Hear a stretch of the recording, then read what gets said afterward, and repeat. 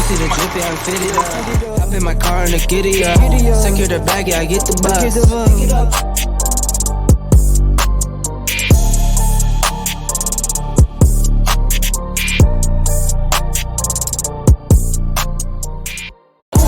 the drippy, I'm fitted up. Hop in my car and the giddy up.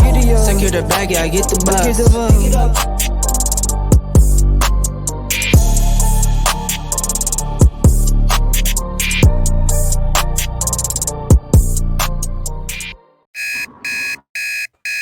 Wake your ass up or take a damn nap. And we're the three best friends that anybody could have. It's time. Sean, you were twerking. That's gonna happen. Murph, don't be a dick all your life. It's one of the more fun podcasts I've ever done. Hey, I tell you what, if you not talking about sports in the man cave, I bet not say you not a man. That's it.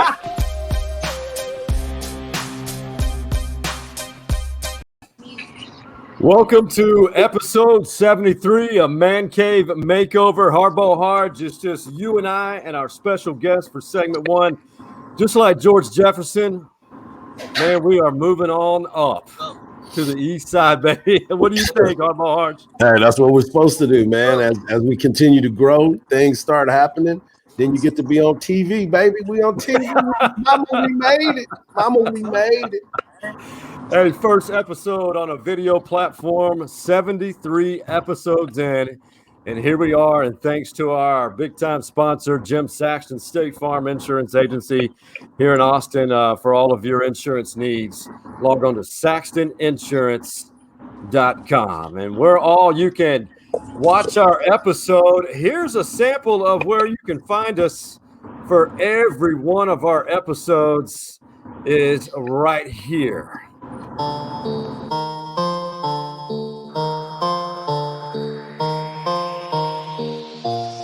Pick it up, pick it up, pick it up, pick it up. You see the drippy, I'm fitted up. Hop in my car and the giddy up. Secure the bag, yeah, I get the bus. So essentially all of the major social media platforms and of course YouTube, of course, and everywhere else where you can find video platforms like Facebook and Instagram. Now, before we introduce our esteemed guest, here's a sample of the young man they call Baby Gronk. What's up?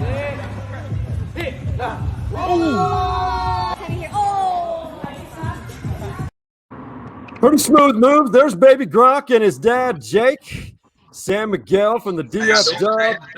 Gentlemen, we appreciate you joining us for a monumental episode and stories inside the Man Cave history. Welcome to the show, fellas. I hope y'all doing well. What's going down?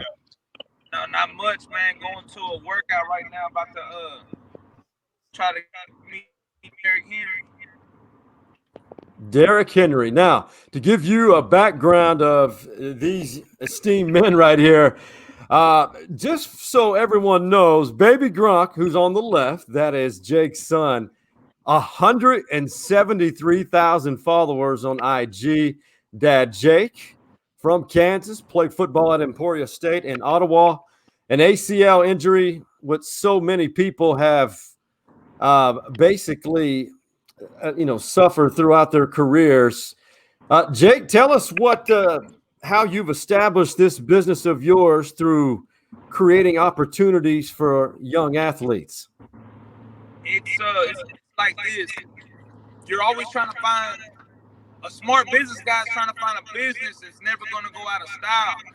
It's always going to be needed. So it's like you got doctors.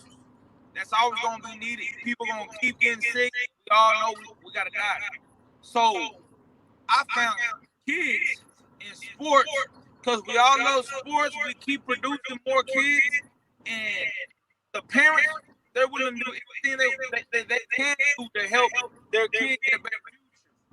And everybody got that dream of your kid being a superstar. If the mom and dad play sports or they're around sports, they want their kids to be good.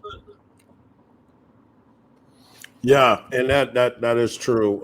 You want to continue to have success, and you want to be able to push your kids and have things better for them than what you had. So the opportunities are being presented every single day. And what you're doing is trying to give your son a platform so other people can follow him. I mean, Sean just mentioned it. You have he has 173,000 followers, which is really crazy number for a kid that is in the second grade. But with all success stories, you're also going to have some haters out there. And so when you come across this, and your son obviously is being who he is, and people recognizing him, they're going to come after him because, you know, they want to make a name for themselves as well. And it's unfortunate in those situations, but you play college athletics, you know what the deal is.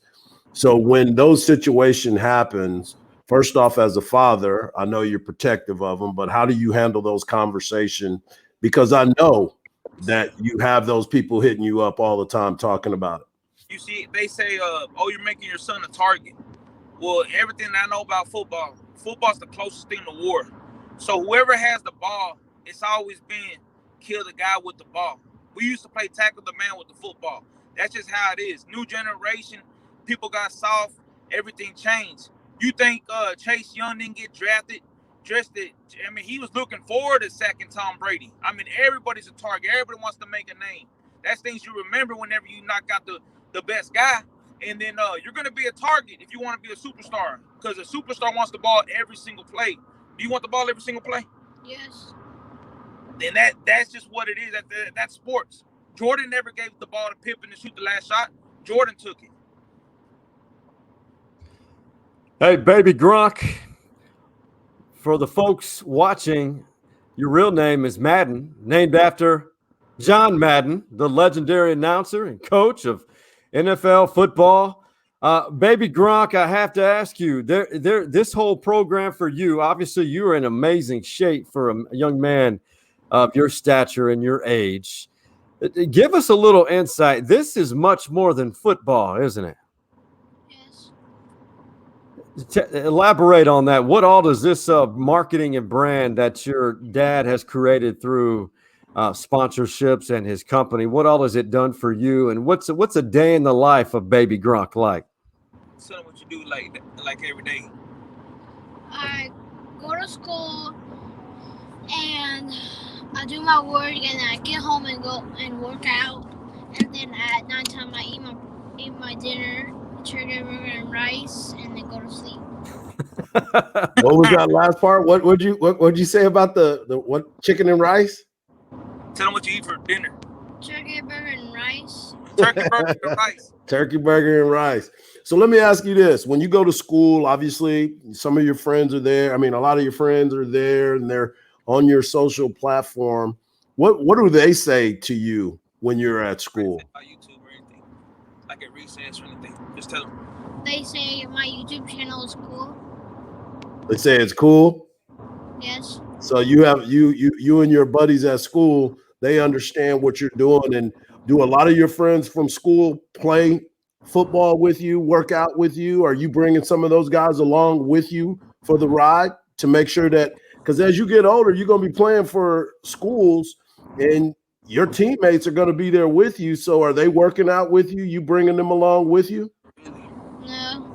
See, the thing is, what I told him was this. See, we work out at a school. His school has like a little 35-yard field of turf. So that's really where we started at when he was 5. So everybody would leave the school and nobody would be there. So we'd work out twice a day, once a day, you know, especially in the summer, we'd pick it up. And I'd show him that nobody was there. Nobody wanted to put that work in with him. He was alone in this. And I told him, why, if he didn't want to do this, we can go home.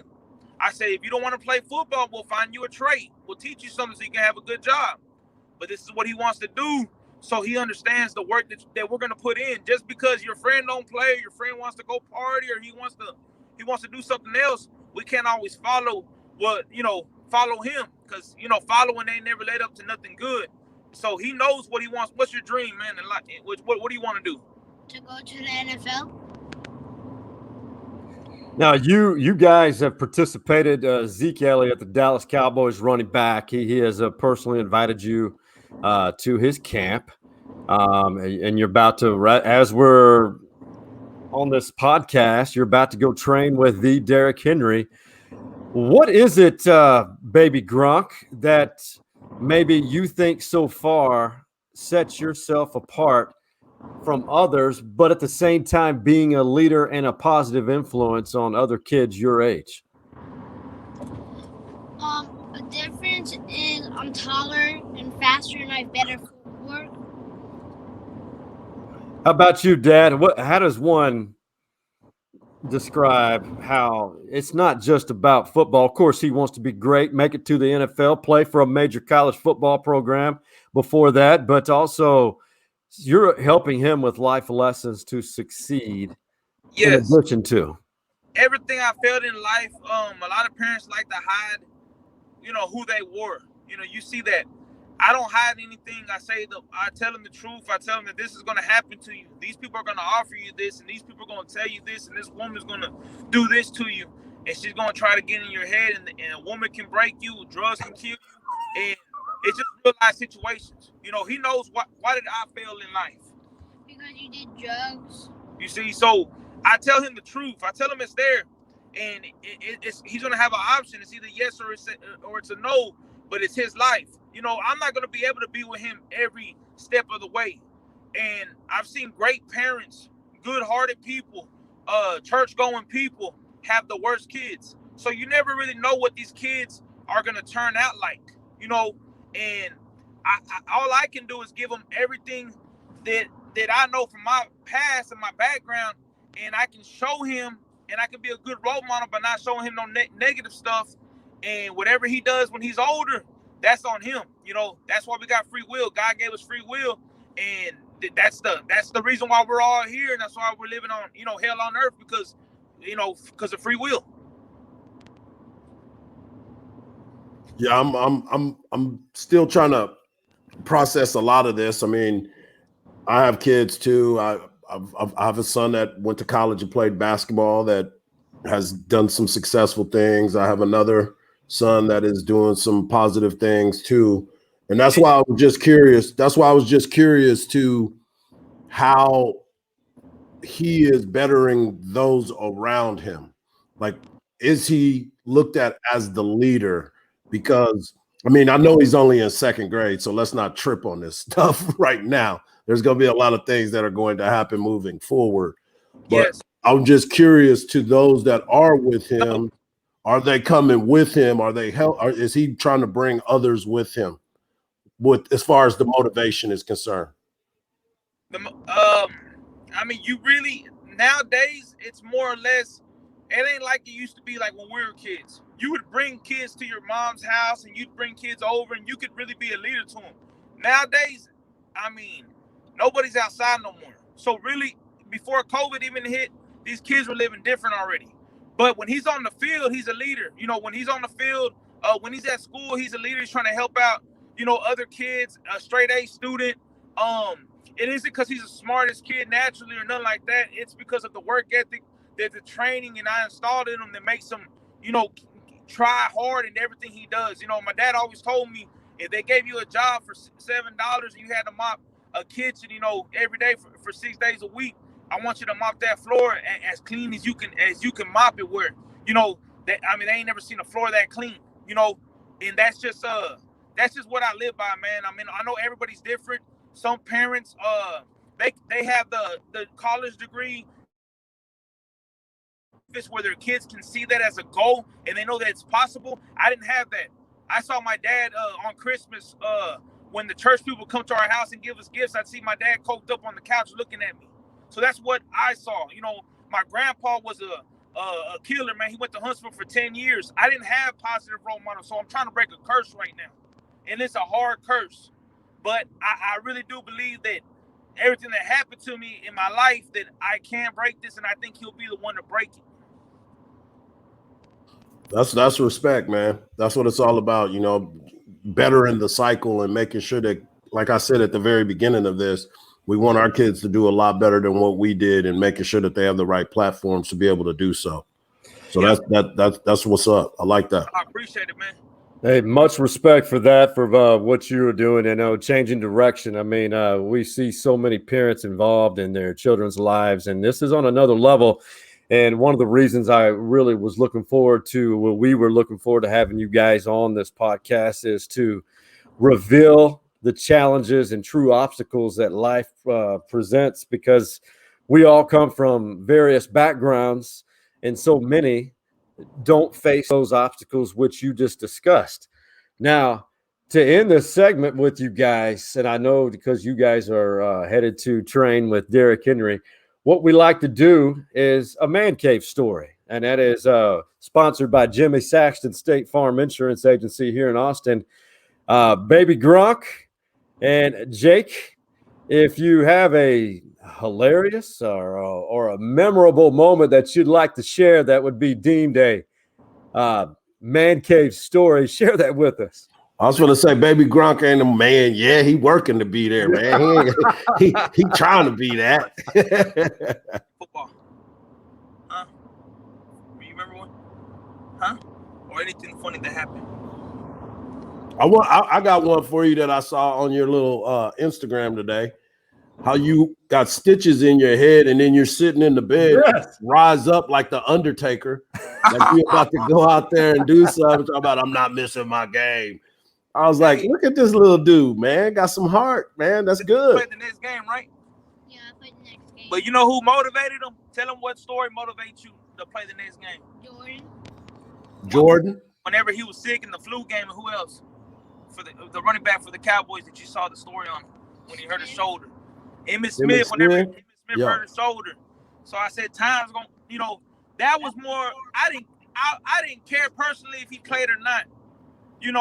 Yes, it was, you could run the safe route, which they do, they do now, but that was more of a mind thing, and that was more, you will have to play through injuries if you want to play this game, because it's an evil game, and I think he's there, but I don't think he's there yet. I think by 4th grade, he'll be all the way there. He's getting, every grade he gets older, he realizes, and I'm just trying to advance some more detailed wise in the sports and in life.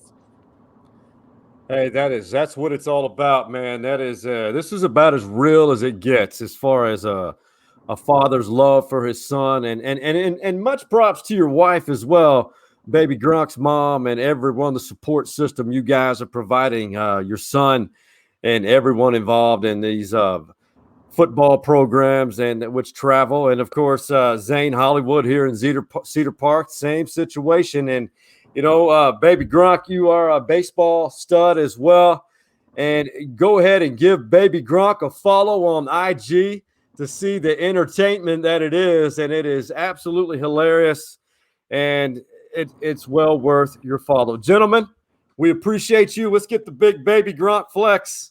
We got to see it. Hey, you guys, we appreciate you. And as we wrap up segment 1, awaiting everyone on the other side of this break, UT Baseball can add another trophy this weekend. That is coming up on the other side of this break. Thanks, gentlemen. All right, I appreciate you. I appreciate you guys. Good luck. Good luck. Right. Thank you. Thank you.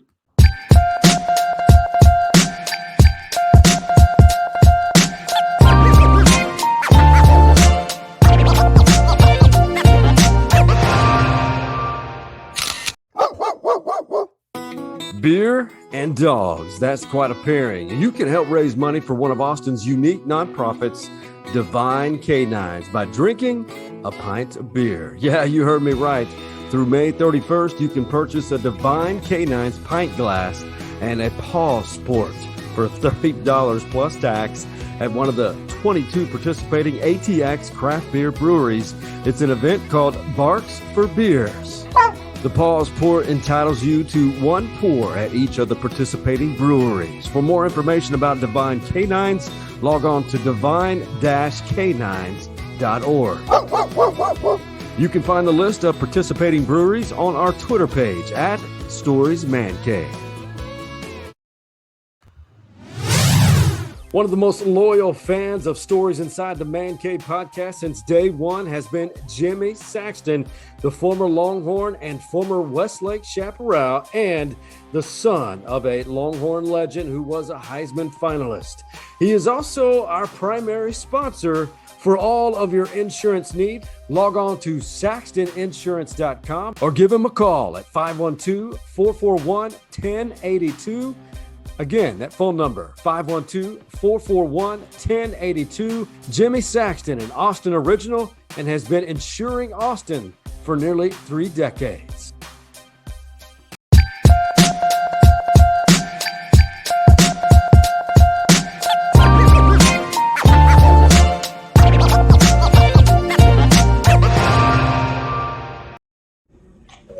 When it comes down to me, I don't think that's very important.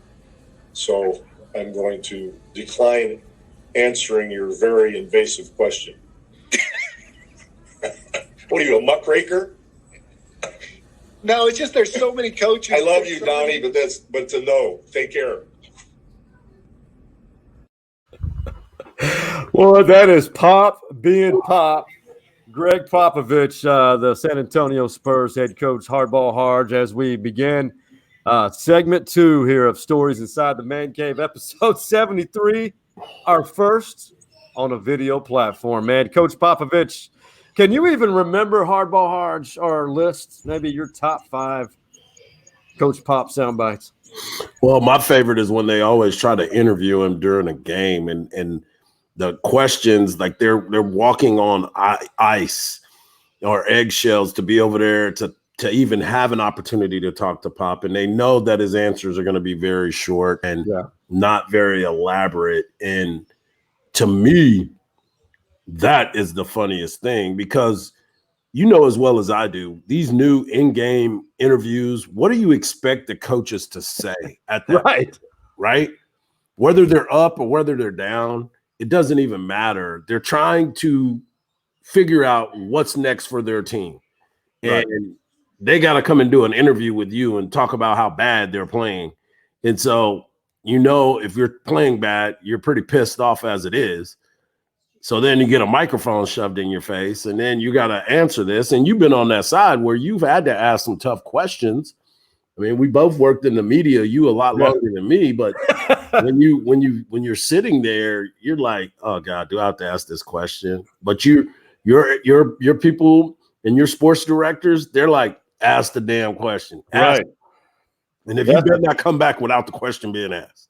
Well, you know, and that is the absolute truth, man, especially if you have a producer in your IFB in your ear. Hey, let's ask this subject matter. Let's go review this. But Popovich, that's his persona. He's an incredibly highly intelligent head coach, and that's his persona, sarcasm.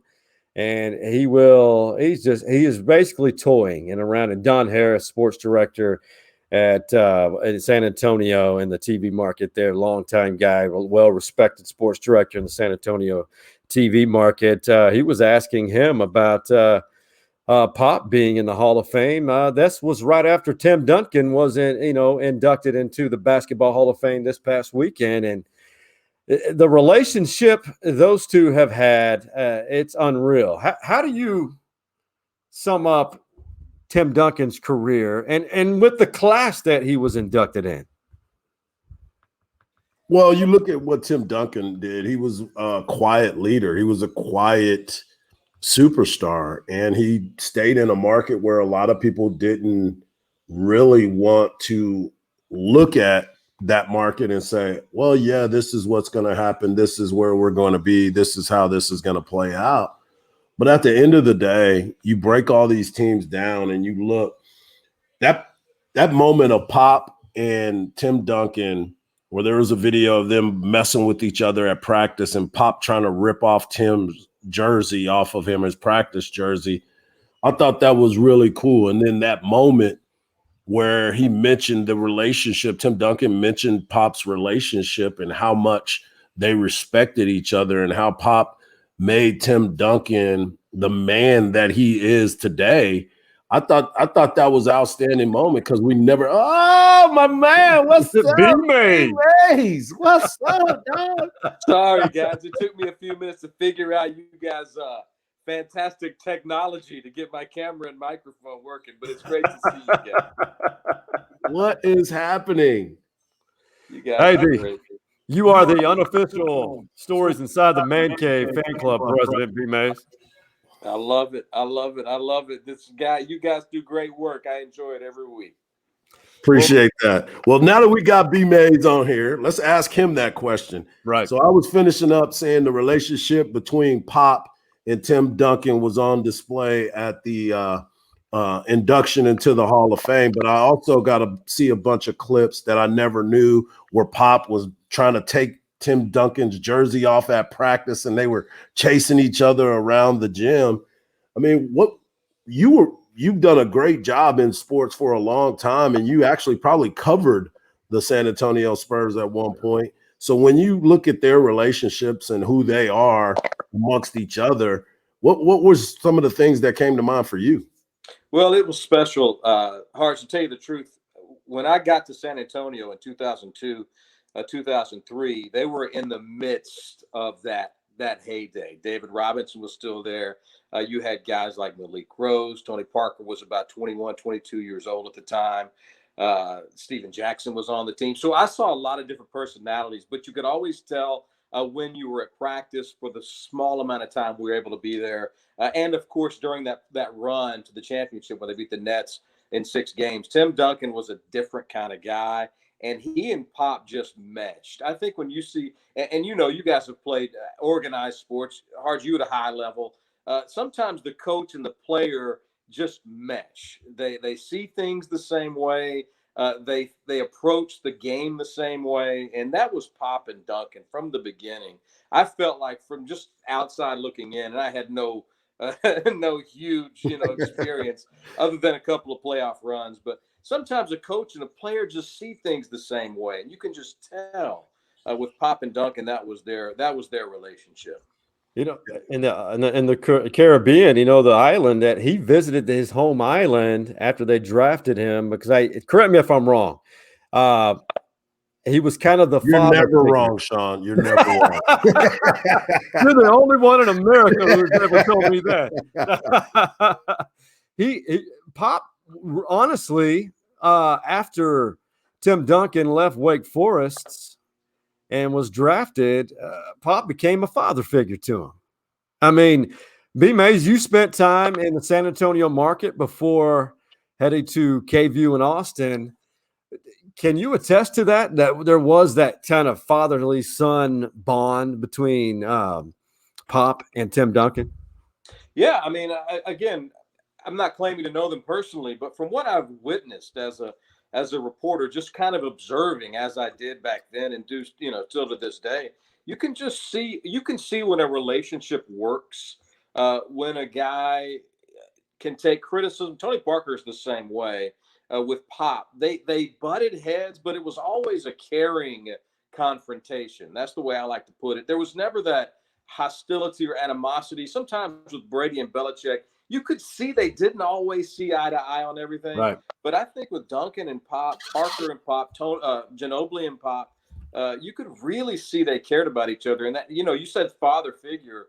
That's a great way to put it. I think if you could, put it into one box, that's kind of what they would want you to think. I think they cared about each other, not so much on the basketball court as they did cared about each other as people. Yeah, they look like they have a really good time together, and just like guys in the newsroom or guys in the locker room, you kind of know that, hey, I can give him a hard time and we'll still have a lot of fun with it.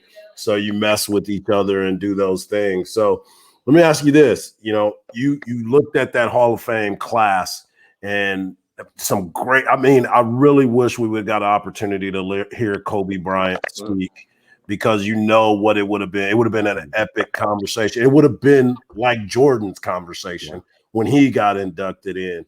But when you look at Kim Mulkey, who we've all had our fun with the Mokester, what did you think of her presentation? Because I was looking more to that than I was anybody else's conversation. She's outspoken. I mean, I think that's why people love her or love to hate her. People that are just there, here's everything I've got, witness it or don't, or like it or don't like it. It's not really up to me what you think of me. She's accomplished a lot, clearly. I think along the way stepped on a few toes and ruffled a few feathers. And that's kind of what I got from that presentation. I felt like she is who she is. I think she's going to fit in great where she's going. She's a Louisiana woman and been that way for her whole life with a short stint in Waco. But I have a lot of respect for what she's done. She's deserving of that honor, I think, just like all those others. But I'm with you, man. I wish we could have had more time to see what Kobe would have done. I just, it's hard. And because when I was in San Antonio, we covered obviously the NBA quite significantly, but the Lakers and the Spurs had a nice rivalry. I think the Spurs wanted to believe it more than the Lakers did, but Kobe was a huge part of that. And so I got to talk to him in the locker room, and I got to see him up close and personal. And man, just to see the words people say about him after he's passed is just heartbreaking, not just for his family, but for the sports world, that we lost somebody like that so early. And the thing about it is we got to understand this, and this is another reason we got to give people their flowers while they're here instead of always trying to build them up to tear them down, because those good things, he probably had a chip on his shoulder on the way out, and knowing that I'm about to light somebody up when I get a chance to. My last, and I'll never forget this, and it was special because to me it was special. Every time the Lakers came to Oklahoma City while I was there, because I was there when, the Hornets were there part-time. And then it was a constant story when Clay Bennett and Aubrey McClendon from OKC bought the Sonics, and they made an ultimatum, build a new arena or we're moving the team. We all knew where they were going to move the team, to OKC. Well, it was about 2011. And I went into the Lakers locker room with the camera, waiting on Kobe. And, that was the latter part of his career. And I remember he saw me waiting, and then two more guys trickled in. And, I think I'm going to go ahead and admit it right now. If you guys didn't already know, I have a man crush on Russell Westbrook. There's no doubt about it. Shocker. I asked about it. And this was a year after they first met in the playoffs. The first year that the Lakers and Thunder met in the first round of the playoffs. That was the Lakers won it. And Kobe came over and gave me 15 minutes of time. Mm-hmm. I was almost shocked that this really happened. And he said, I asked him, what were you and Russ and Kevin and Harden talking about in that end line? And he said, I tell him, Russ is a bad dude. I want to mute one of you guys here. Okay, here we go. I was going to say, is your cat running around in there? That cat is running around over here. So here we go. We're back. It's I don't know where that audio issue is coming from, but the one piece that I remember was he said, they'll be at my lunch table one day, but right now these guys are not at my lunch table, and they won't be anytime soon. And then he joked about it, and he said, Russell's a bad dude. And that was the focus of that interview, and that was my last time I had ever personally spent with Kobe. Yeah, I bet y'all had some really good times, especially covering the NBA and getting a chance to talk to a lot of those guys. And, this, Sean, my son's favorite player is Russell Westbrook. Yeah. And he started it when he was, coming out of UCLA and playing for, OKC and being there. And he just loved his energy. Right. And so I ain't mad at you for really liking that. Although last night, he looked like he stayed out all night and didn't want to play the basketball game yesterday. Dude was moving in slow motion, and then I was like, look at his numbers. He almost got another triple-double if he doesn't already have one. Like, that's why people get mad at him. And it's like, you got to go hard, man. You got to go hard. Man, you're not in a bad spot with having Russell Westbrook is somebody that you dig because he is an exceptional player. And you and I have talked about this, and I believe we talked about it last time about how he gets overlooked because people think a triple-double is just always something that's going to happen. And then it's like, if that's the case, everyone would have him.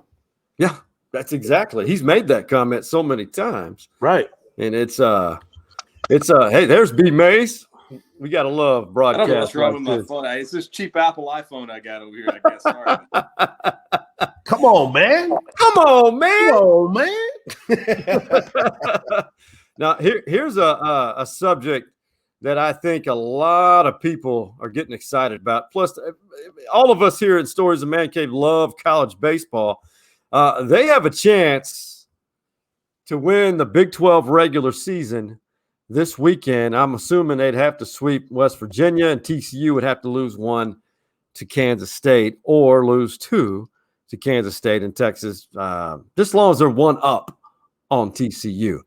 The trajectory of this team, gentlemen, that we've seen this all too often in this program. Hard, you have, because you grew up in Killeen and signed with Texas. B Mays, just like me, you grew up loving UT baseball.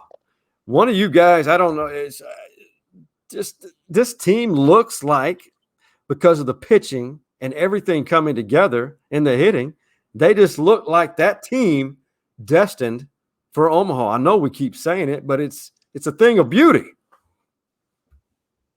Yeah, I agree. I think that when he switched Hansen to the Sunday starter, that's when I felt, in that TCU series, that's kind of what they're going to be in the postseason, I think. Those 3, I mean, they've got 3 Friday night starters, if you ask me. And, obviously, Hard, you played at a high level. You know more than me, clearly. But from a fan's perspective, it seems like when you get to the baseball postseason, especially in college, if you got 2 starters that can go out and get you 2 wins and then got a third guy that's going to compete like that every time, I feel like they've got a legit chance. The infield's stacked, the outfield, obviously defensively, they've got playmakers at all 3 positions. Hitting's been hot and cold with runners in scoring position, but I think that they're getting runners in scoring position. It's just a matter of time. Faltini's been coming on of late. I think that is the key. If Faltini can continue to hit and score those runners when they get to second and third base, Texas is going to be a hard out. I agree with you 100% on everything that you said.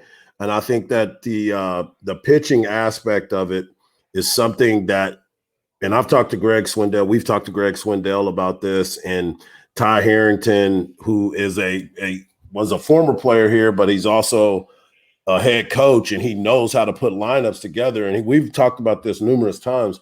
The things that Texas do well is pitch and play defense.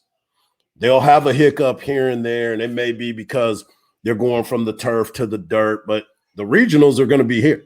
So they'll be on the turf, so they'll be comfortable.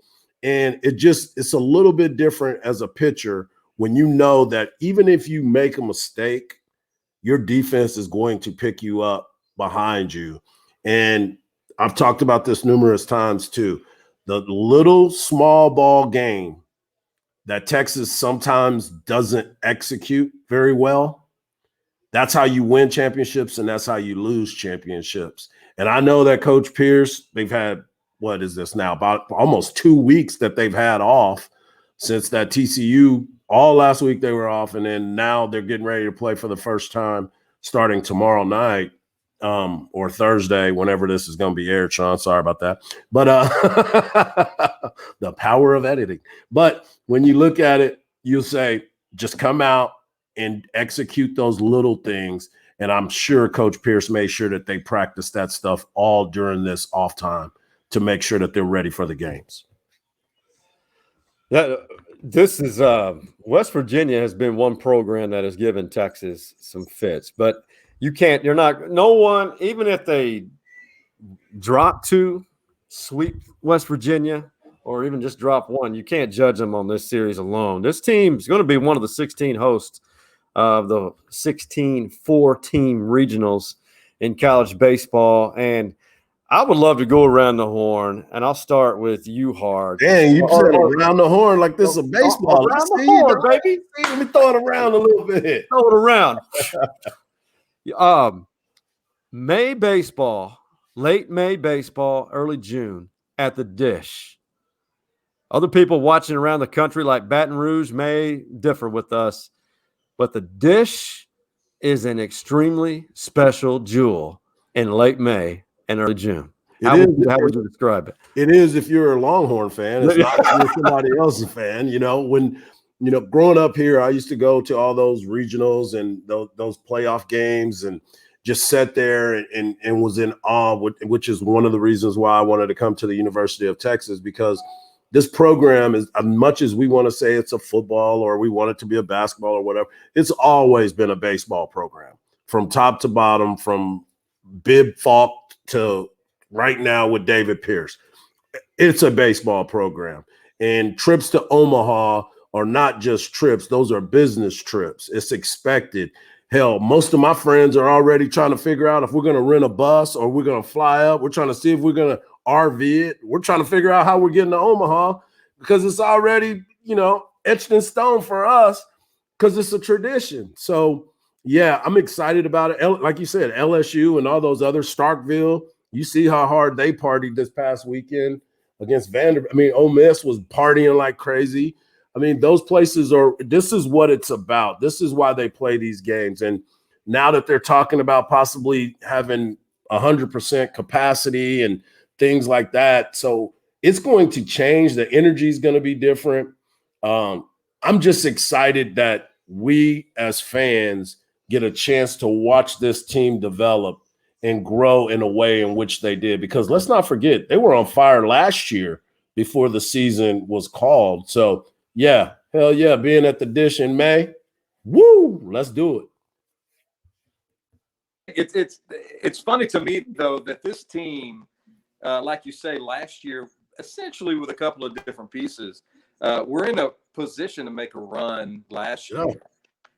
And this specific group this season, they really haven't had that home field advantage all year. I can't personally wait. I hope they get that top 8 seed, and I hope they get one of those. Obviously, they'll get the regional. I hope they get that super regional here too, because that's going to truly make a difference. I heard a couple of them talk about the atmosphere at TCU. Of course, TCU did it with COVID protocols a long time. And they had a full house. Friday night was electric at that stadium. Saturday was good too. Sunday. So I feel like these guys are going to just take that next step even better than they've been playing when you get that home field advantage, because they haven't had that this season. The Dish in May is different. I don't care. Again, I'm biased, but I've been going to games there since 1988. I went to the first Southwest Conference tournament for me in 1988, and I've been hooked ever since. I could tell you story after story of watching just great players roll through the Dish. And this team is no different. I'm excited to see what they do. Yeah, sitting out in those old school metal bleachers and on the first base right field line. Yeah. Half your view is of a light post, but it was special. It was a special view. And man, back then, if there was a foul ball or a home run, one of those team managers was running a 4-4-40 to go after that ball. Yeah, Coach Gus wasn't letting them baseballs just disappear out there. Oh, my God. Here, baby. Hey, one topic that I think, as we, UT football, just like the Dallas Cowboys, is a year-round topic. And this topic right here, and I know Texas football under Steve Sarkisian opens up against what will be a very strong Louisiana Raging Cajuns team. But Hook'em football in Fayetteville, Arkansas, a night game, gentlemen. Fayetteville, or what some people call, I didn't make this up, Fayette-Nam, in the hills of the Ozarks. That's what some people call it. I have not said that. I just relayed what people call it. That's just pretty special. I know it's SEC versus Big 12, but trust me, and you guys know this, people in Arkansas hate the Texas Longhorns still to this day. It's a Southwest Conference matchup, man. This is what it's all about. Arkansas. I'm not putting it there, but it's really close. This is like Texas, Oklahoma. That's how much they hate each other. And, everybody gets blamed. Texas is blamed for everything. So that's cool, whatever. But I played in Little Rock, and a lot of people every time, and in Little Rock, they have where they were playing some of those Arkansas football games at the stadium right across the street, right? And so whenever we had conversations and people would, we go to meet and greets and woo, Pig Suey, all this stuff. And I'm like, hook them. They're like, oh my God, Harge. Oh my God, I used to like you. And I'm like, oh man, I used to like you too, but let's just keep it moving. But yeah, this is some real angry backwoods. This is woodshed type of game where you got to put your head on a swivel when you're walking into Fayetteville for sure. I love it. I think that the night game is going to be spectacular, but I'm with you, Sean. Louisiana's no pushover. Iowa State learned that last year. Was it Iowa State or Kansas? I can't remember who they beat. They beat one of the two states. But, I think Iowa State, yeah. But the fact of the matter is, I don't understand. I was just reading something earlier about some predicting this is going to be Texas' first loss of the season. Correct me if I'm wrong, but Arkansas lost a lot from what was a mediocre team last year. I don't know. I know Texas is replacing a quarterback, but I just don't see that as being a huge – maybe I'm wrong. Other than a rivalry at night at their place, that makes things a little bit more interesting for me. But pound for pound, maybe I'm optimistic, but I feel like Texas is going to be a lot better across the board, at least with Robinson playing more than 5 snaps a game. I'm optimistic. I mean, I'm really high on this team. I think Casey Thompson's going to ultimately win the job. And I'm not saying anything about the quarterback they had. Sam Elliott did great things. Casey's going to be different than Sam. Yeah, and Arkansas has no idea what they're going to see with him, the quarterback, and Robinson. Mary's never played a snap in college. I could go on and on. Yeah, that's going to be a fun game, but I just don't see it. I don't see Texas stumbling in that one. I really don't. Well, I think what your first point was valid about the Raging Cajuns. I mean, that's the team that UT fans need to be paying a lot of attention to. I got a chance to watch them a lot when I was at Texas State. I was there quite a bit last year and was talking to Coach Spavital, and he was telling me, no, those are grown men and they know what they're doing. And let's not get it twisted, folks. We thought Texas was going to beat Maryland back-to-back years. Let's not get it twisted. That is the truth. With that. I still to this day can't grasp the fact that the Maryland, those turtles I know it's the Maryland state flag and it was created, but one of the worst looking helmets in college football beat Texas up in DC, the home of the Redskins, and Landover, I believe. Turn around and beat Texas twice in Austin. Twice, bro. Just you got to remember twice, bro. Oh, my God. Hey, speaking of not getting things twisted, but this young man's voice is the next great Harge. Hey, man, tell me something good. Yeah, that is HardballHardge's son. He's got a little swagger, and he knows what it's like to deliver some positivity. So, in our Tell Me Something Good segment, sponsored by Jimmy Saxton State Farm Insurance Agency, B. Mays, KVUE News royalty, the pride of Crockett, Texas, UT alum, and the president, and the president of the Stories Inside the Man Cave fan club, B. Mays. B. Mays, you got to tell us something good, babe. I love it. I'm going to tell you something good. I'm about to have to get off because I got to go do a newscast. But let me tell you what's good. The city of Austin is good. We're getting back to where we need to be. We got to, I don't know where you guys stand on the great game of soccer, but we got that professional team. We're lighting things up. We got NASCAR coming to town. We got a lot of good things going on, and it's only going to get better. The Express are back. We're having a good summer, and then football is going to be here. Hey, I'm pumped. I'm excited. Matter of fact, I just re-upped my season tickets for the Horns this fall, so I'm all in, man. That's my. You are optimistic. I got to run, but you guys be good, man. Thanks for having me on. This has been a lot of fun as always. You guys are the absolute best. I'm glad I made it for you to be on, man. I missed the last time. I couldn't miss this time. Hey, B. Mays, we appreciate you. Much love, brother. Appreciate you. All right, you guys be good. Thanks. Sorry about my microphone. I'm going to try to get that fixed if you guys have me back sometime in the next 2 Well, years. we just got put on probation, so we'll see what we can do. Y'all be good, guys. Hey, go crush a newscast on that Channel of Champions. Later, buddy. That B. Mays, man, that's I'm sorry you missed the last one, Harge, but yeah. That's my guy, man. I love Mr. B. Mays. He is good stuff. Brother, you always deliver. You and Big Mike and Coach Mo, who are both absent, all three of you guys deliver always tons of positivity in this Tell Me Something Good segment. Well, I got something for you. As we were getting ready to record this episode, we got news that my son, DJ, who is part of the Austin FC Academy, is going to get an opportunity to play in the stadium tonight. Wow. So the weather is cooperating as of right now. So you will be seeing couple pictures, a little bit of what's going on, but they're going to be the first team to be able to play in that new stadium. So that is something that we're really excited about that. And we're hoping for a good little inter squad tonight so they can play in that field today.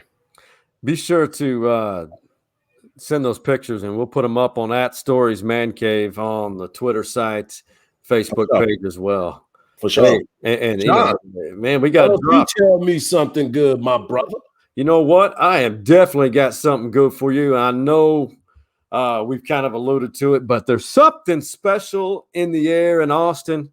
And it's not because of all the storms we've had recently. It's just cleaning out the air for May baseball, baby. I know we've alluded to it, as I mentioned, but when Texas is winning in baseball and the excitement continues, and I know there's so many new people who are calling Austin home, moving in from across the nation, sometimes across the globe. I actually have heard two people, didn't say a word to them, out and about saying, you know what, I've never experienced college baseball before, but they have witnessed and watched the Instagram page for UT baseball, and they want to experience it, and they had no idea of the storied, rich tradition that is Longhorn baseball. Two different places, two different people, two different conversations. I thought that was something good because now you're recruiting indirectly people to come see your product and see the greatness that is college baseball. College baseball is where it's at. This is so much fun. I'm excited. This weekend is going to be a huge weekend in Austin, Texas, starting with NASCAR beginning. Round Rock Express just finished a homestand, 12-game homestand. They're 9-3. They're in first place in the whatever they call them, the PCL West, whatever it may be called. And then, of course, Texas baseball taking on West Virginia at the Dish for the chance of, you've seen it go across the scroll on the bottom a lot, a chance to win a ring. And that's what it's all about, man. That's all about, and we will be following them. Maybe we'll be out there this weekend, last regular season opportunity for the Texas baseball team. Of course, you can always find those pictures, our tweets, our retweets of each other, that being HardballHardge, Coach Mo, wake your ass up, as he likes to say, and Big Mike Murphy and his flourishing Last Stand hats. And you can find all that content on all of our socials. And if you weren't aware, here's a list of where you can see our interaction.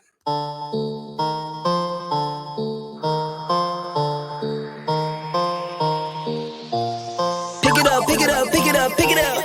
You see the drippy, I'm fitted up. Hop in my car and the giddy up. Secure the bag, yeah, I get the bus. Bro, that music right there, that gets you going. That gets you going. That's hype music. That's hype music. It's not like that other hype music that I sent you today for that kid.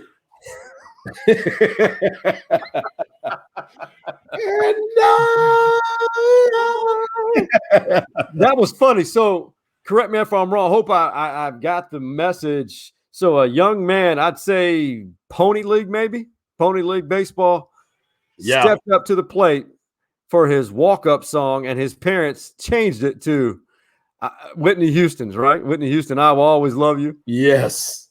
Yes. It was awesome. I'm like, I would have been just like that kid if somebody would have changed my walk-up music. And my buddy texted me back and said, what do you think? What do you think happened? Did he get a hit? I was like, no. Did you see that stance? He was about to strike out. That's why the parents made that song because they felt bad for him anyway. Yeah. Oh my God. That was hilarious, man. That's good parenting though. Always keep your sarcasm and jokes on point.